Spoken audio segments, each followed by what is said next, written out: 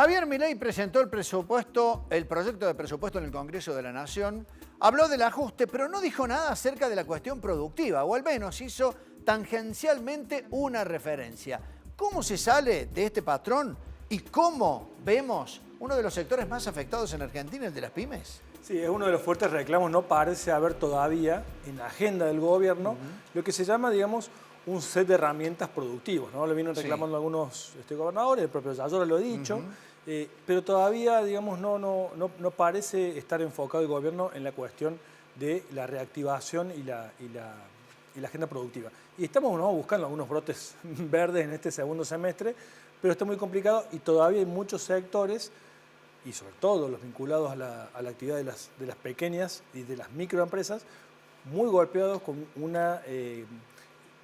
sintiendo muy fuerte la caída de la actividad en torno al 25-30%, ¿no? En relación al año pasado. Bueno, y un sector que es el que mayoritariamente genera empleo aquí en la República y cerca del Argentina, 90% lo generan las pymes, claro, más del 90%. Daniel Escandizo es magíster en dirección de empresas y está precisamente para hablar de esta cuestión. ¿Qué pasa con las pymes? Un hombre que ha estado trabajando con el sector durante mucho tiempo y ha asesorado a muchas de estas pequeñas y medianas compañías. Daniel, bienvenido, buenas noches, ¿cómo estás? Buenas noches, muchas gracias por la invitación. Bueno, en primer término, ¿vos esperabas alguna línea respecto al discurso de Milei para tratar de reactivar un sector que es muy dinámico y que necesita evidentemente de algún espaldarazo para salir de donde está? Una breve referencia, Julio. Hace un año, gentilmente también me invitaron a este programa a hablar sobre tema similar y repasábamos las distintas plataformas de los partidos que en ese momento se presentaban a la primera vuelta. Las referencias al sector, a pequeñas y medianas empresas, era muy escueto, ¿no? Prácticamente no había referencias, muy pocas. Vos lo dijiste en esa oportunidad. Hicimos un análisis de todas las plataformas. Después las plataformas no las lee nadie, es cierto. Sí.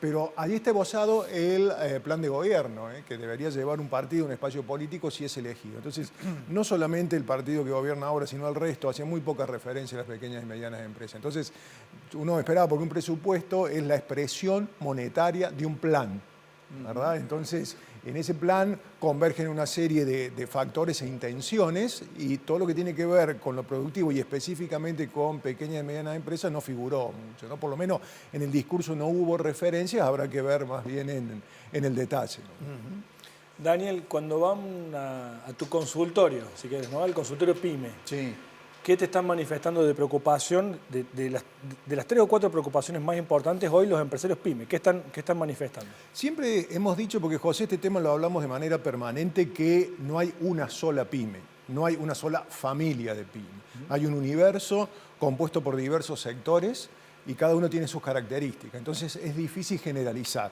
Pero si uno busca patrones, hoy una de las principales preocupaciones, y si por ahí queremos elegir 3, pasa primero por la caída de ventas.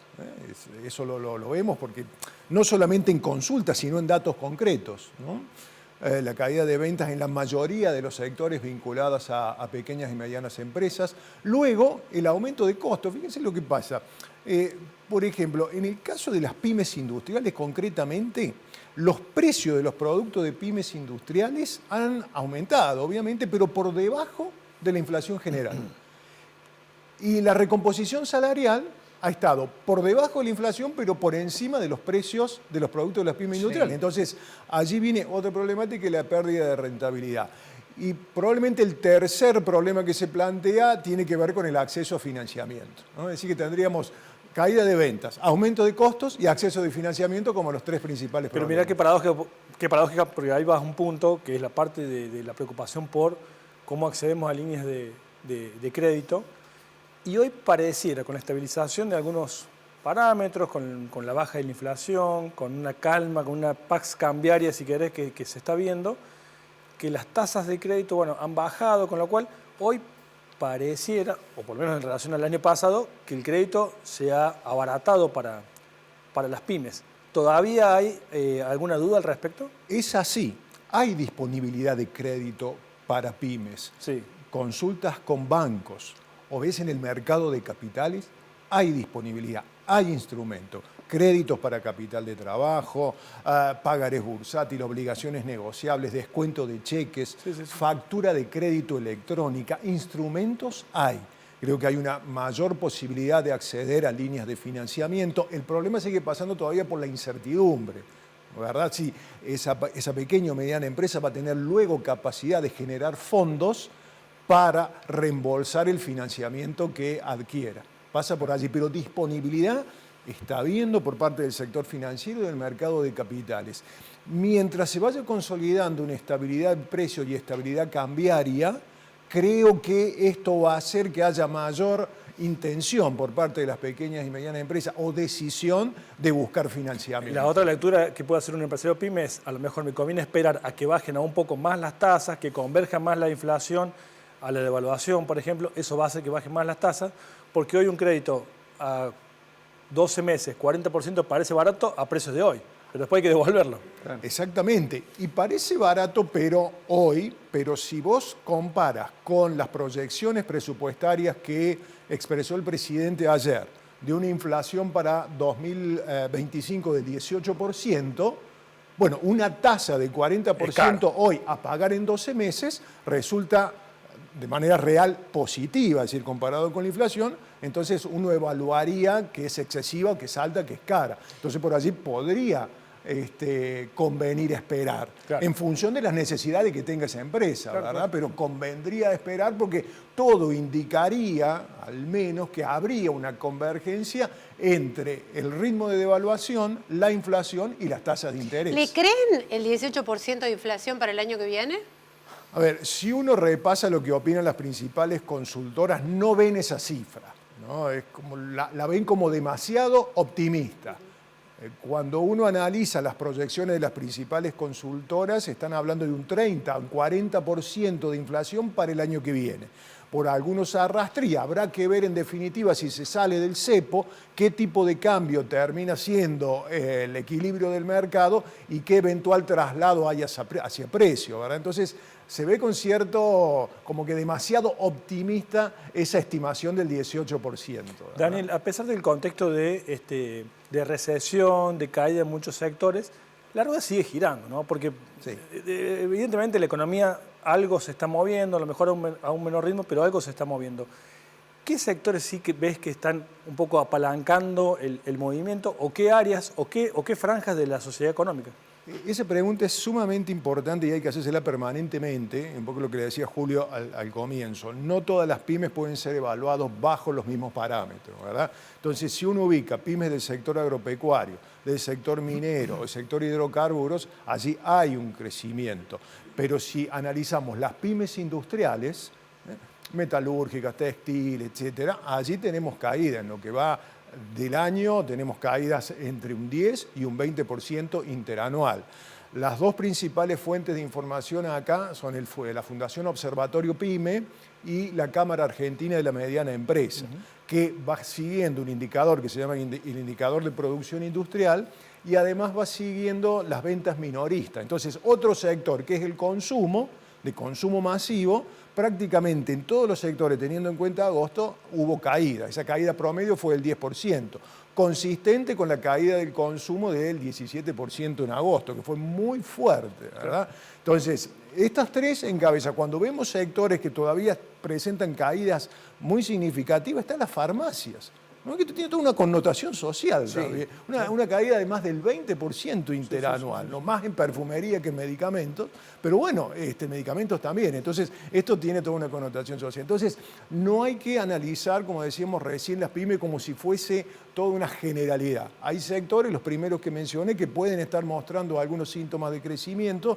y otros todavía no. Y dentro de las que cayeron, Daniel, esta crisis o este golpe que sufrieron las pymes, desde que asume Milei, para tomar un periodo, ¿con qué periodo se puede comparar? Este periodo de caída se puede comparar con los primeros meses, primer semestre y, bueno, tercer y cuarto trimestre de 2020, prácticamente todo el 2020, que tiene que ver con la pandemia.